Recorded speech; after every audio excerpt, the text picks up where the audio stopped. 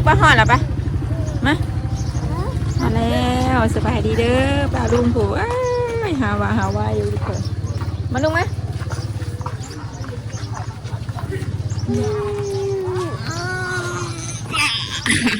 ลุงยางมองลุงยางอีหลายไปหลอกตลาดบงให้อุ้มไหมสิกูยางหรอกยางไหมเกิดเพียยางไหมยางไหมยางไหมของขาตอนเศร้าๆพี่น้องเอ้ยคนเฮียนไปแล้วโอ้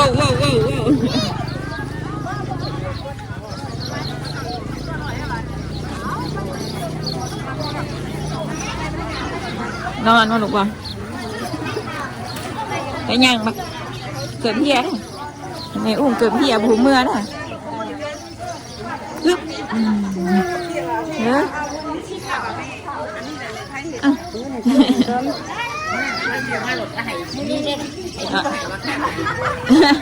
เอากี่บาทของไพเดนี่เขาวะกี่บา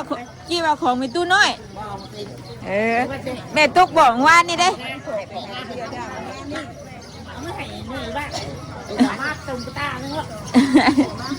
ขอบใจตัวพักคือได้ให้ก็มาพักได้ไรมือนี่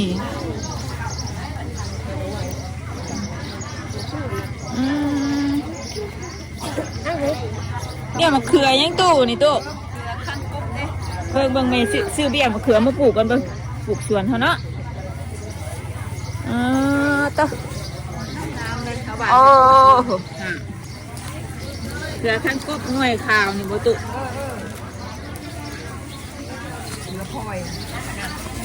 กำนั่นในตู้นี่นะกำอันซิปไหมกำต้นกำลูกเขาเห็ด10 กบปลูกโอ้ยจะได้กี่เดือนมันฉีนั่นอยู่บ่เนาะตู้เนาะปลูกมันสิติดอยู่ว่าคือแล้วผิดที่อยู่มันคืออ้วนแค่สิแล้วเอาพักนี่เขาใน2 กำขายอะไรนั่นทำอันซิอัน3 กำติดกับผักบัววะตู้ติดกับผัก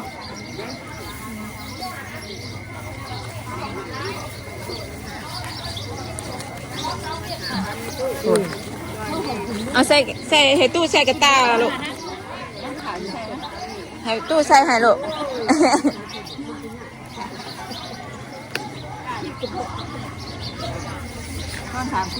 เลยเอามือปลูกกันเจอไอ้หน้าละบาทนี่เอามือปลูกพักนี่ก็มาเขือไอ้ตู้มาปลูกแล้วเบิ่งกันย่ำหมูมี่เดี๋ยวใหญ่ดิก็ได้ขายดอกเขาน่ะลูกเขาจะได้ขายดอกพักอันนี้เจ้าขายนะในตู้นี่ทำกันที่ประกาศนะวันสกองเพื่อนขายมันกับบุทันมันอ้วกองเพื่อนว่านี่นะมันงามเลยกองเพื่อนเน่านะ3 กำ 10ดิเอาบ่ขันจบเอาเองมันเรื่องบ่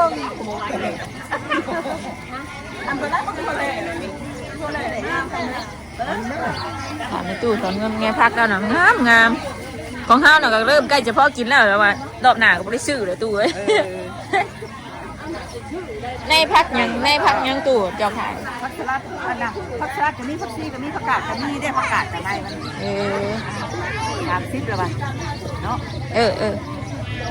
โดยตู้ขอบใจตู้ไปลูกไปเนี่ยก็คือแกนมันแน่งผลปรับทางใหม่บ่เนี่ยพักแท้ทางใหม่เมื่อวานนี่เอารถเอาน้ำมันเอารถแซงกว่าตลาดเราเนาะไอ้นายกินบ่ขจีนเลยนะเอาบ่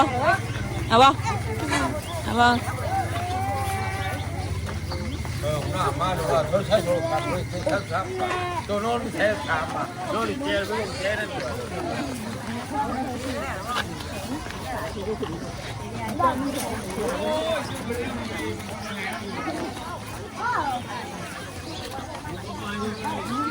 ย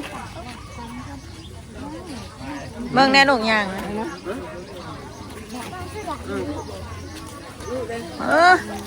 มาแล้วข่าวแต่เช้าแท้เนาะมื้อนี้เนาะลูกสาวข่อย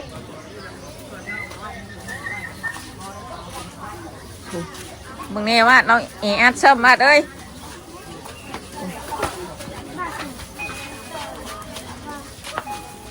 หมุนลูกไปลูกข่อยบัด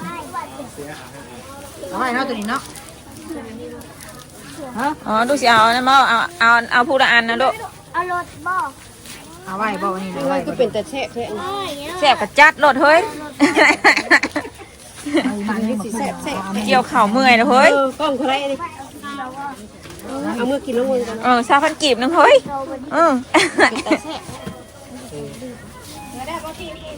เอาผู้ละอันพอแล้วเด้อ แล้วกุ้งมีจังหมัก กับเอื้อหน้าผู้ละอันเนาะ ใส่ลูกอันนึงดิ พี่จะ จานมันทองบ่เอาอีกนึงเบิ่งมุกดาเบิ่งไปก่อน อันนี้ชาหมักซองบ่ ซื้อยังบาดซื้อพอแห้งเดานั่นกะหมักปีกกะเบิดนั่นน่ะ ข้าวที่บ้าน ไปลูกไปจ่ายเงินคนนะไป มาวันนี้ว้าวบ่ได้คูบ่ยาได้คูเลยได้เอาไว้อยู่เอาไว้เดียว จ่ายเงินคนนะไปผู้ละอันบ่เอาผู้ละอันบ่ไป เดี๋ยวมาหาชื่อข้าว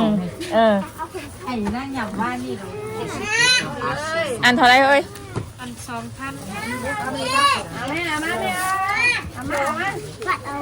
เอาสิได้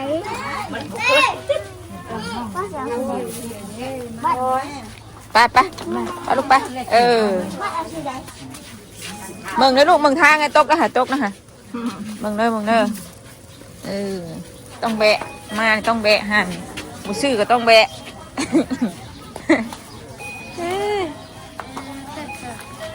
แต่งสวยๆถ้าจะไปใส่นะ มาตลาดนี่แล้ว มาตลาดนี่แล้ว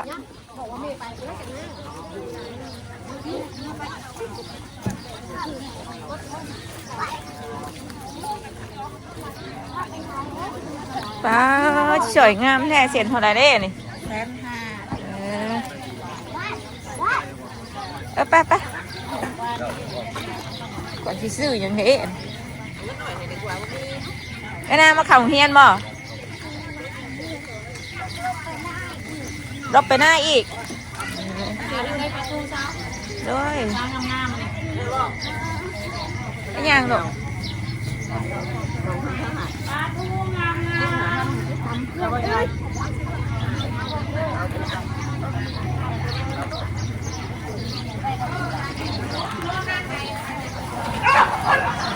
มาพี่ดูว่าพี่ว่าตื่นเนี่ย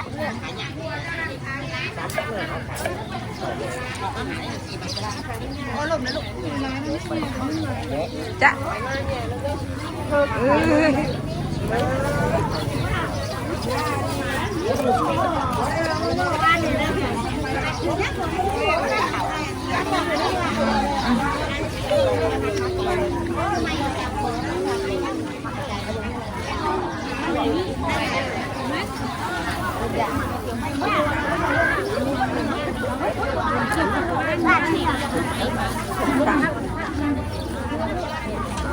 เบิ่งลูกหลานแม่จับเบิ่งแม่จับ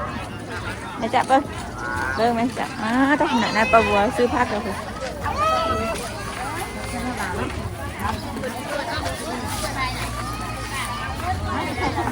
เฮ้ยมาไม่ได้บ้านะ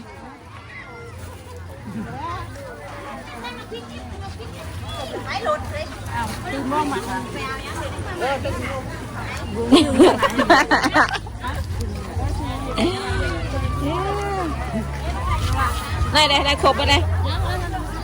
อย่างลงมาเดี๋ยวนี้บ้านไปเที่ยวเขาว่าจะไปรับลูกเมื่ออยู่มือบ้านนี่เกี่ยวเขาเมื่อวานนี่เมื่อวานนี่ไปเกี่ยวเขาก่อนยังไม่ทันมามึงเขาเลือกเดาแล้วน่ะคนยังไม่ใส่ให้แม่ว่าแม่คนเถ่าเว้ยเอาบ่สิขายบ่ ข่าว ก็ดีก็กันลูกหลานดีก็กันสลัดงามเนาะ แน่ออก รถเด้อ เมย์จะทำได้ซื้อบ่พังอ่ะเท่าไหร่ของแล้วซื้อ ซื้อพักเนี่ยเห็นยังเคยนะ อ๋อบุกเสือผ้ามันจะกินข้าวกับบุกเนี่ยซื้อดอก อันนี้ปุ่นนี่จืดมั่งซื้อ มาบ่นะเดี๋ยวขอคำพูดมาแล้วเราบอกด้วยไม่ต้องเรียกซื้อเล็กมาจะได้ซื้อในใจกูแล้ววะปัญหาเงินอดเอาแล้วอ่ะเอาก็คือเนี่ยพอสิอดเอาว่ะสักบาทสักขวดบาทเด็กเคยชื่อแบบหล่อมาสิ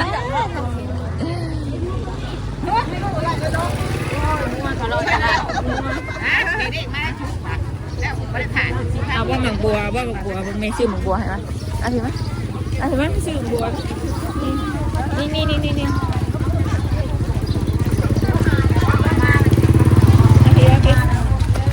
โอเคใช่เราขายว่าบัวนี่นะเราซื้อขายว้ายเราซื้อ เสียงแล้วไปนี่นะ ไปยังรอทั้งผู้ดูไปทั้งเธอมีไปไม่ซื้อหายไปเพิ่ม ยังไม่ได้ ผักนะดูว่าขาด ซื้อ พักเวลา โดยเอาว่าโดนัทนี่เลยนะเอาบ่เอาไหมเอาป่ะเอาไหมจ๊ะเอาเด้อเอาใส่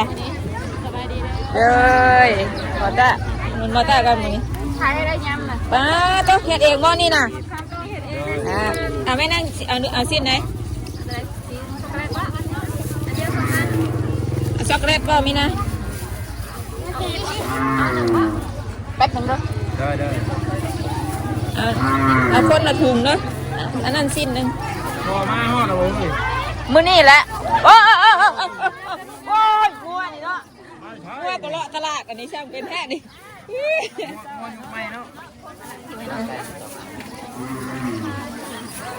งัวก็เลาะตลาดคืนนะ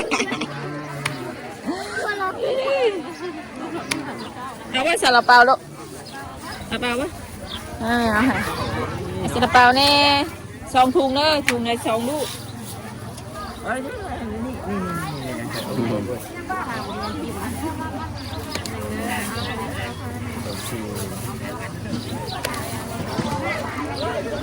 กี่วันไหมลูก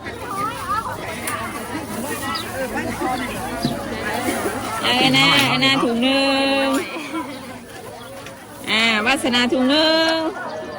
ไม่เอาเลยจ้ามาลองมาตั้งกี่โมงยังไม่ได้ก็เผาอยู่มั้งพี่เบิ่งโอ้มันแตงหูนะมันแตงนี่ท่านบ่อนสองถุงที่ถ่ายเลยนะเอาถุงนึง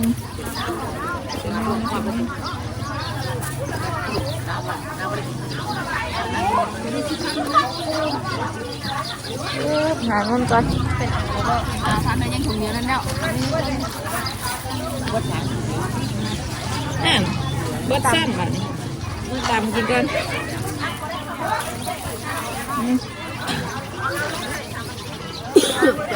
โอ้ยไม่พี่หรอกมาได้มาโฆษณาโอ้ไล่คนละทุงอะไร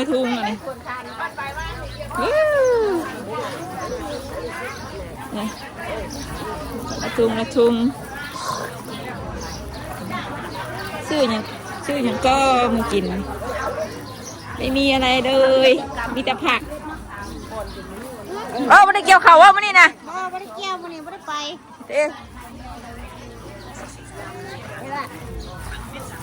เอาว่าขจีนี่ดอกมาเอาป่ะก้อนเนี่ยเด้อตู้นี่8,000เอา2 ก้อนโบเพชรเด้อก้อนหนึ่งเด้อ คนนึงใส่เพชรบ่ อันนี้ได้สัก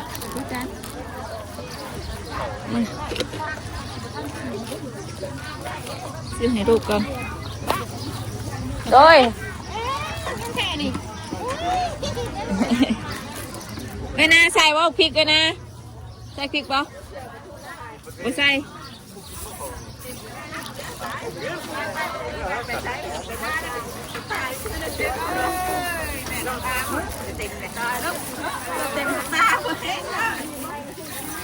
จนเป็นหน้า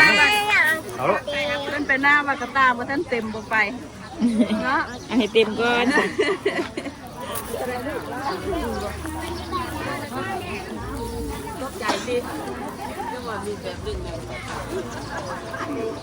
เบิดอะไรดู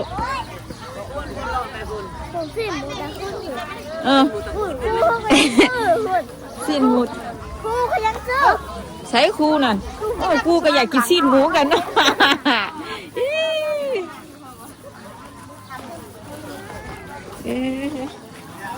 แม่จับ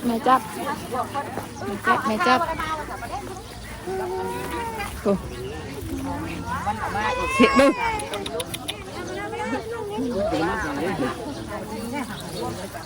ไอดีขนาดจำเพนพวกข้าสิ้นหมูกันเลยจะช่างไงเป็นยังจะเห็นถ้าพวกข้าว่าขายดีดิ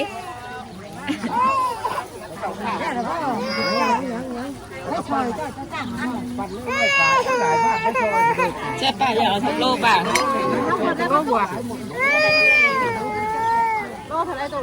โลละแสน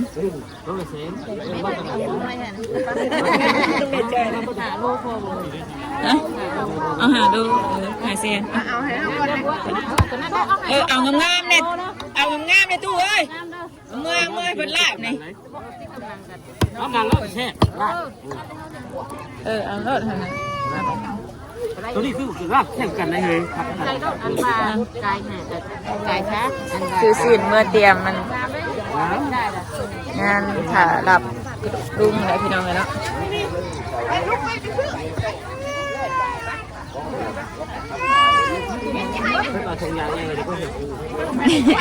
สิบาทจะชื่อยังล่ะนะมาจะชื่อยังนะแล้วจะชื่อยังดูนะ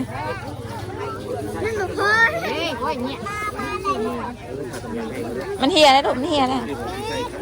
เฮ็ดนี่เอาไปข้างนี้นี่ทงอันนี้เอาไปข้างนี้เอาไปโอเคขอบคุณค่ะ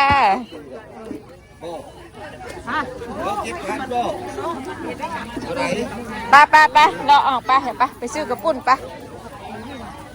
ใช่อันก็นั่นน้องได้กี่ว่าถิ่มนะกี่ว่ามากิน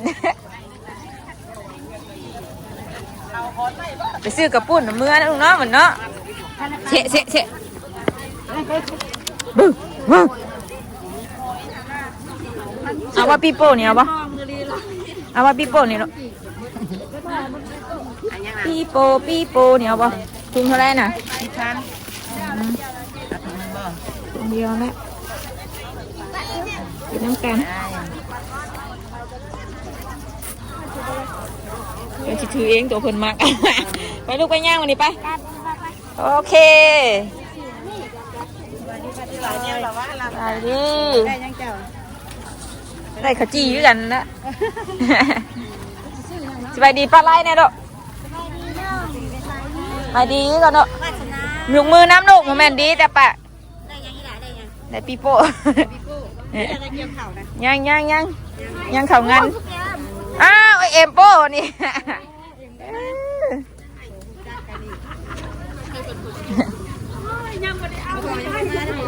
มือนี่สามารถมันนี่บอกมือนี่ไปลูกไปซื้อกระปุนฮะโอ้หลายมือเติบเลยได้3 มือ 4 มือเลยอะมือจ้ะไปข่อยนี่ยังเขางานยังเขางานยังบวแก่อยู่เลยได้เดี๋ยวพาไปกินต้มมะเขือ10 กระปุกที่เขาว่าซื้อสิ้นน้ำเขาเลยเราบอกเราบอกมาเอาแล้วแม่พักเอาได้หรือเปล่าน่ะงามใช่ชื่อมันยังขจีเปล่าเลย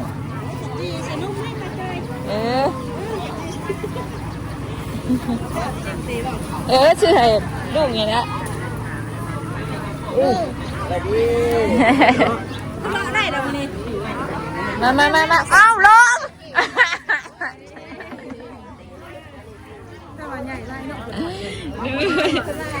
ถึงเนื้อด้วย ป้าจอยร้อยกิโลน้ำร้อยกิโลเลยทันนั่นแหละ พี่น้ำ ช่างมันสีแดงที่รอง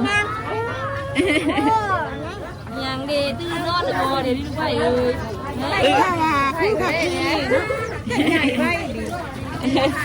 ให้ยาโว้ยยาได้กินปีนก็แท้แบบนี้ โอ้ยมาไม่เอานี่เธอของที่ตั้งแต่ ปลาซื้อกับพูดเมื่อแล้วปะ ได้อย่างเดียว ได้ย่างเดียวเว้ยเงินเกี่ยวเข่าว่านี่นะซื้อปุ่นก่อนครับซื้อปุ่นเนาะซื้อปุ่นก่อนซื้อกับปุ่นก่อนไม่แม่ถือให้เสือนอกหรือว่าไปจะซื้อกับปุ่นก่อนแป๊บนึงมึงโอเคเสร็จเนาะพี่น้องเลยเนาะจอยกับสิจบคลิปเพียงสมีก่อนซื้อกับปุ่นก่อนพี่น้องเลยรอยืนรอกระปุ่นนะผมดูค่อยป้าจ้ะโอเคสำหรับคลิปนี้กับไปแล้วการทำมาสบายดีเด้อค่ะลุง